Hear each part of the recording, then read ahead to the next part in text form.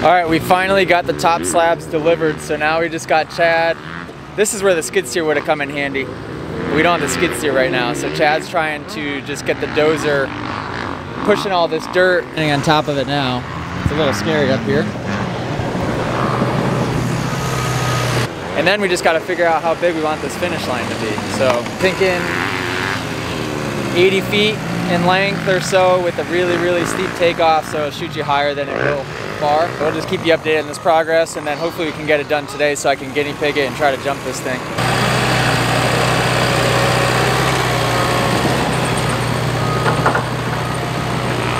All right, it's now 5 o'clock at night.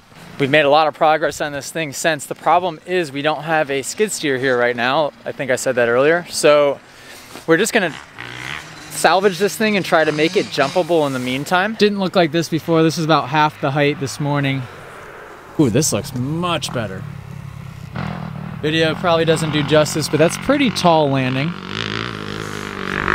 Once this is finished and we get the skid steer here to complete it, I'm gonna land the over-under bridge. I'm gonna go right 270 degrees and then right back under the bridge and then left and down the straightaway.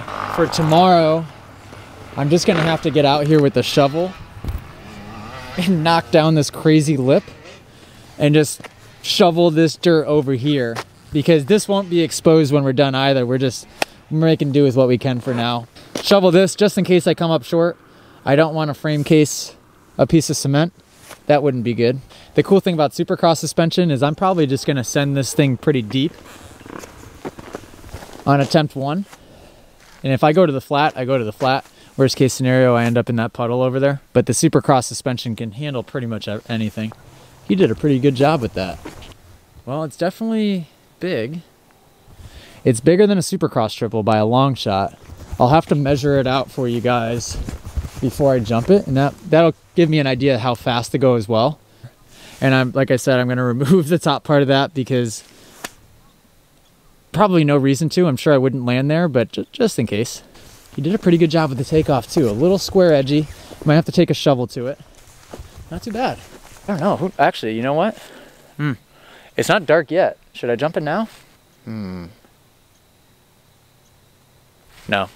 I'm not gonna jump it until I move that thing in dirt. And also nobody's here, so I don't want to crash. I'll finish this tomorrow. So it's the next morning. Takeoff is ready to go. It's just over there with the shovel, just making sure there's no giant rocks where I'm going to be taking off for landing. But I figured this would be a really good opportunity to kind of show you guys my process of hitting a big jump for the first time. I know I always tell you guys what to do, but this will be a perfect inside look at what I do. The only thing that's going to change today is this isn't a Supercross race or an event where the jump's to spec.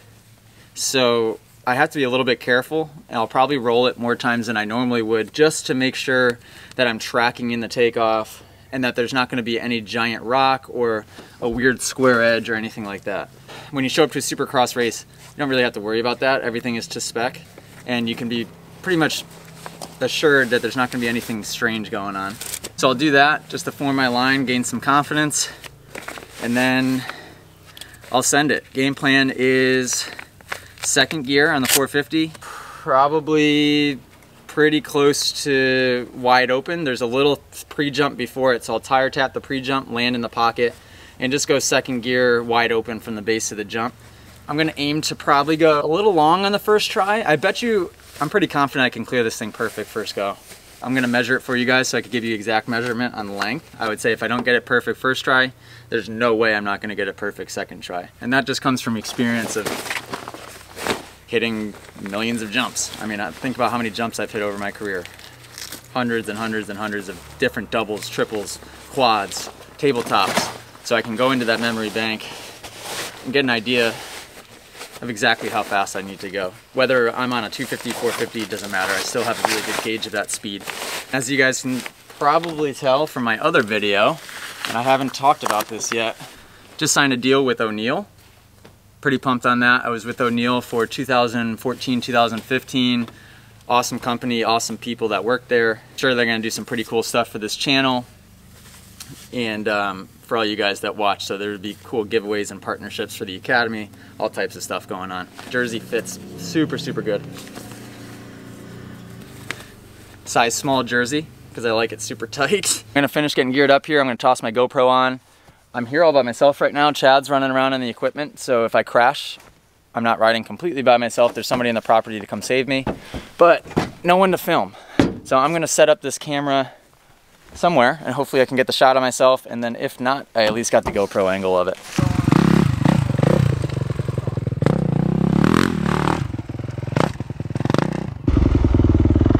Alright, so this is first pass at it, just really rolling on, making sure, oh, that's soft. Landing seems good. I think it'll be alright.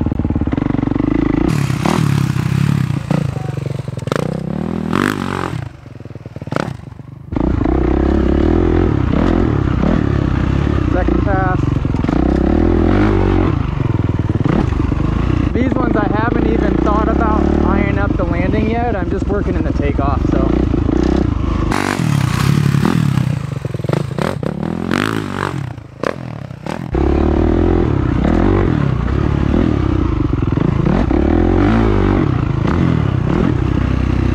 Alright, third pass. That still was first gear, eyeing it up. I'm gonna kind of come at it with a little bit more speed with the second gear this time.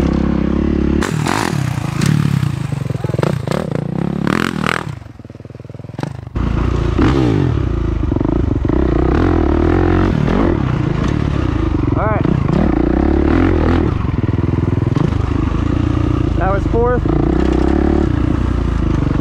I'm gonna jump it this time.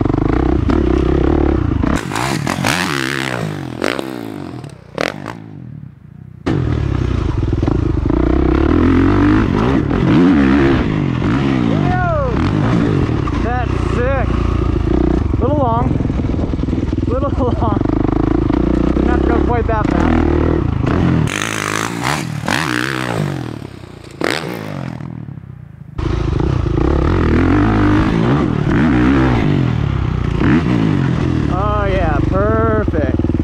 Well, that was easy.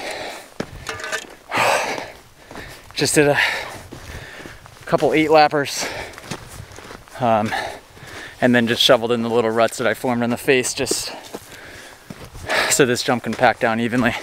Perfectly built.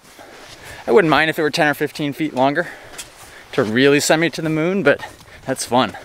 Went a little long very first attempt. But the cool thing is when the takeoff's that steep, it's like hitting a freestyle ramp. You could go really, really fast, way too fast. You're still not gonna overshoot it by that much. I went 8 feet long, probably attempt 1.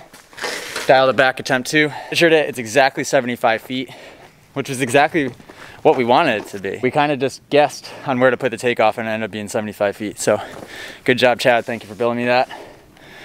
Now I'm gonna go put in some motos.